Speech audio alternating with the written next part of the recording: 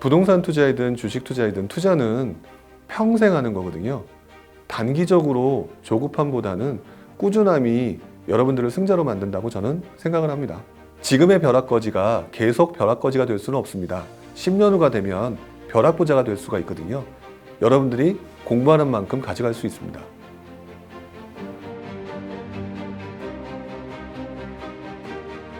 네, 안녕하세요. 저는 불용이라는 필명으로 활동하고 있고요. 부동산 관련된 좀 더 정확하고 올바른 정보를 전달하기 위한 교육 사업을 하고 있는 부화지식의 배움터의 대표 신영강입니다.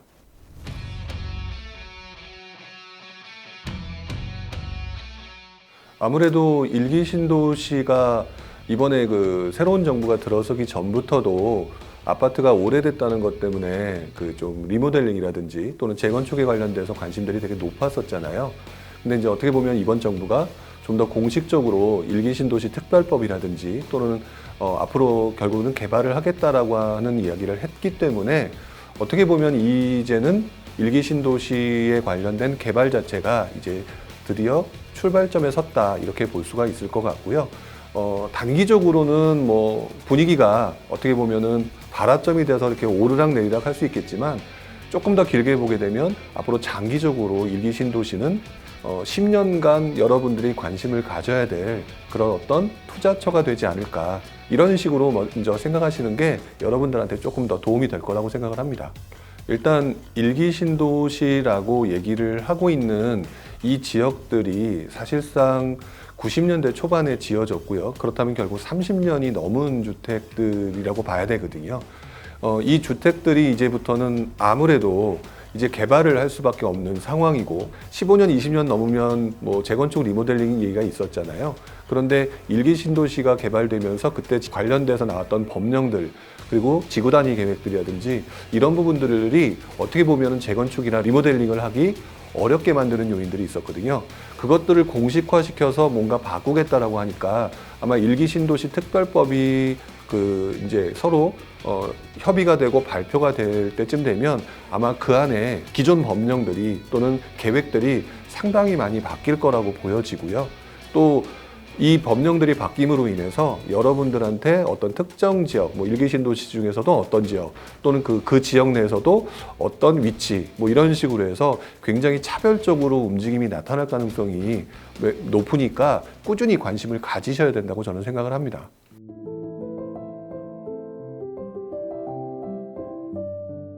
그러니까 어디를 먼저 관심을 가져라 하기 이전에 아마 많은 분들이 일기 신도시 그러면 우리가 알고 있는 5대 신도시, 분당이라든지 그다음에 일산, 평촌, 삼본, 중동, 이 5개의 신도시 부분에 대해서 아마 잘 알고 계실 거예요. 근데 우리가 또 거기서 또 한 가지 더 나와서 생각해 보면 당시 일기 신도시가 지어질 때 200만 호 공급이란 얘기를 기억하실 건데, 사실상 이 5대 신도시는 200만 호가 아니에요. 어떻게 보면 한 3, 40만 호 정도 되는 거라고 봐야 될 건데, 결국 이 말은 일기 신도시라고 하는 200만 호라고 하는 그 지역들이 흔히 말하는 5대 신도시 외에 다른 지역도 있다. 그렇기 때문에 그 지역도 아마 앞으로는 활성화될 가능성이 높을 거예요. 왜 그러냐면 200만 호라고 하는 부분이 그때 지어졌으니까 그 200만 호, 5대 신도시가 너무 좀 도드라져서 그렇지 나머지 지역도 30년이 이제 넘어가는 상황이잖아요. 그 지역도 분명히 어떻게 되면 이제 개발이라든지 또 재건축 리모델링 관련 얘기가 나올 거다라고 하는 부분을 좀 생각을 먼저 하셔야 될 것 같고요.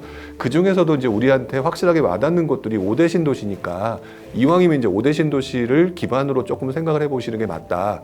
그리고 흔히 말하는 전국적으로 그 당시에 이제 신도시처럼 들어와 있는, 예를 들어서 대전의 둔산동 같은 경우가 아마 그런 곳일 거예요. 그러니까 그런 동네를 함께 보시는 게 좋다라고 말씀을 드리고요.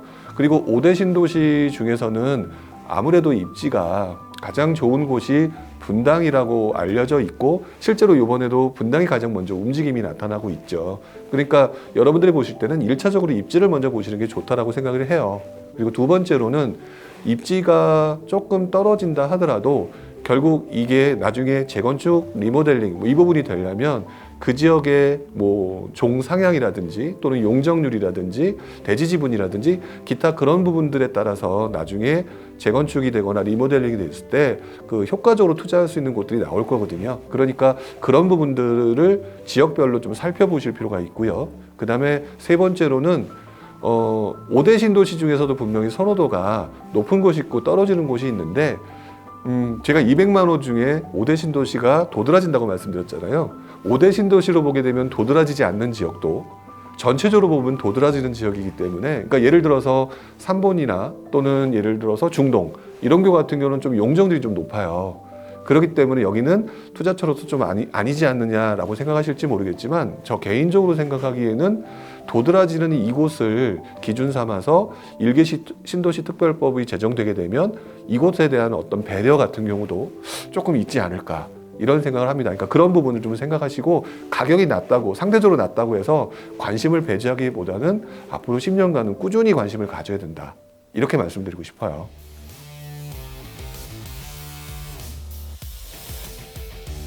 저는 일단 재건축, 재개발을 얘기하기 전에 일반적인 여러분들이 알고 계신 걸 기준으로 먼저 판단하시는 게 좋다고 생각이 들어요. 뭐 말씀하셨던 것처럼 기본적으로 입지라든지 역세권이라든지 학군이라든지 이런 것들을 좋아하는 곳들이 있잖아요. 이게 기본적이기 때문에 일단 그 부분을 한번 보시고요. 두 번째로는 재건축과 리모델링을 하는 데 있어서 아마 이 지역들이 결국 재건축을 한다거나 리모델링을 한다고 하게 되면은 여기 지역이 1종이냐 2종이냐 3종이냐에 따라서 건축과 관련된 부분이 달라질 거잖아요. 용적률도 마찬가지고요. 그런 부분들에 따라서 이게 좀 더 효율적인 투자처인가를 확인해 보실 수 있을 거예요. 단 한 가지, 아까 말씀드렸던 것처럼 일기 신도시 특별법이 제정이 될 때는 기존에 여러분이 알고 계시는 여기는 1종이고 여기는 3종이고 여기는 용적률이 얼마고라고 하는 부분은 현재까지의 법령이지만 앞으로 바뀔 수 있다는 거거든요. 그렇다면은 입지를 기준으로 보는 그 가치 투자를 보는 기준과 두 번째 우리가 기존에 알고 있는 재건축과 재개발과 관련된 그런 어떤 그 보는 가치, 여기에다가 앞으로 등장하게 될 일기 신도시 특별법이 어떻게 들어오느냐, 이 세 가지를 순서대로 눈여겨보게 되면은 아마 그 중에서 효율적인 투자처를 찾으실 수 있을 거라고 생각이 들어요.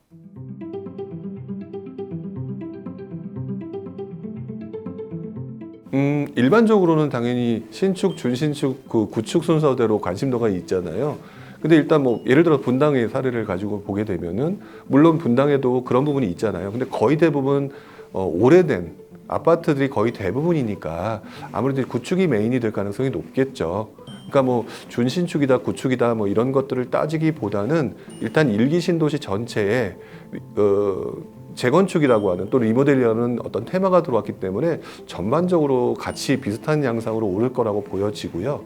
다만 아까 말씀드렸던 것처럼 예를 들어 역세권에 있고 또 거기에 뭐 용적률이 높게 질 수 있는 뭐 3종이라든지 또 아니면 그렇지 못한 1종이라든지 뭐 이런 거에 따라서 선호도가 틀려질 것이기 때문에 오히려 신축, 준신축이라고 하는 어떤 그런 기존 개념보다는 그 개발 가치 그거에 따라서 조금 움직임 폭이 달라질 가능성이 더 높을 거다라고 좀 보고 있어요.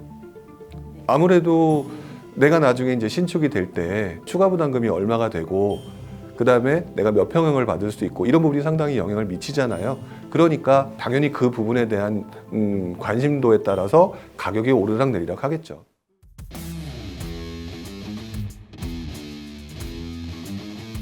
사실 갭 투자의 가장 큰 문제점은 역전세란이거든요.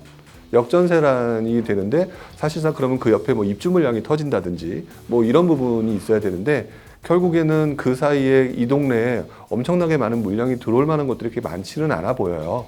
그러니까 오히려 뭐 전세 갭 투자를 하는 데 있어서 이 지역이 꾸준히 올라가면서 전세 가격이 올라가는지 그다음에 가격이 중간중간 오르락내리락 할 거거든요.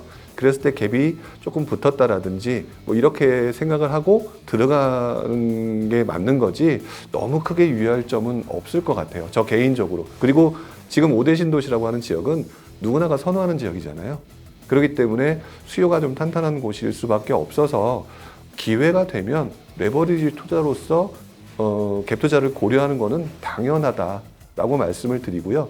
단지 내가 갭 투자 그 자체가 아니라 내가 감당할 수 있는 여력이 있느냐, 뭐 예를 들어서 금리가 올라갔을 때 대출을 끼고 샀을 때라든지 뭐 이런 부분에 대해서만 조심하시면 되겠죠.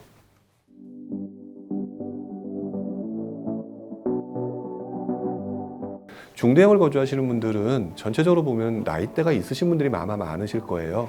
근데 우리 재건축과 재개발 같은 거를 볼 때 나이대가 있는 분들이 많이 거주하는 곳들 같은 경우는 재건축과 재개발이 진행이 굉장히 늦어지는 경우들을 되게 많이 보셨을 거예요.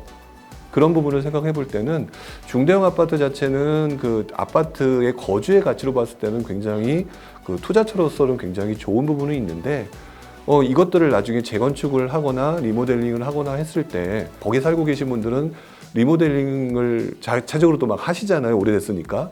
그런 분들이 쉽게 이게 동의를 할까라고 하는 부분도 좀 잘 한번 살펴보셔야 될 것 같고요. 그러려면 일기 신도시에 관련된 부분에 그런 중대형과 관련돼서 동의율을 높이기 위해서 어떤 또 다양한 그 혜택이 주어지느냐 부분을 좀 봐야 되는 게 있어서 단기적으로는 좀 판단하기는 어려울 것 같아요. 그렇기 때문에 10년이란 구간 동안에 저는 뭐 특별법에 관련돼서 중대형이라고 말하기보다는 그냥 가격대, 뭐 중형 가격과 중대형 가격대를 보면서 중대형을 투자하시는 건 맞는데 장기적으로는 동의율이라든지 이런 부분들에는 조금 고려를 하셔야 된다. 이렇게 말씀을 좀 드리고 싶어요.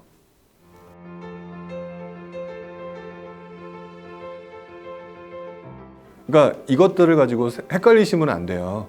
헷갈리시면 안 되는 게 뭐냐면 흔히 말하는 유행하는 것과 본질 가치라고 하는 부분을 좀 생각하실 필요는 있겠거든요. 서울과 예를 들어서 분당이다라고 하면 일반인들한테 물어보시게 되면 다 각자 틀릴 거예요.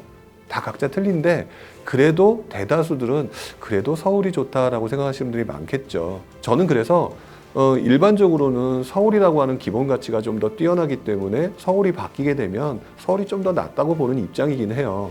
다만 내가 상황에 따라서 서울이라고 하는 곳을 하기가 어렵거나 또는 직장 문제로 거기 그 서울이라고 하는 어떤 특정 지역을 선택하기가 어려울 때 대체지로 선택할 수 있는 곳이 어디냐라고 하면 그게 일기 신도시가 될 것 같거든요.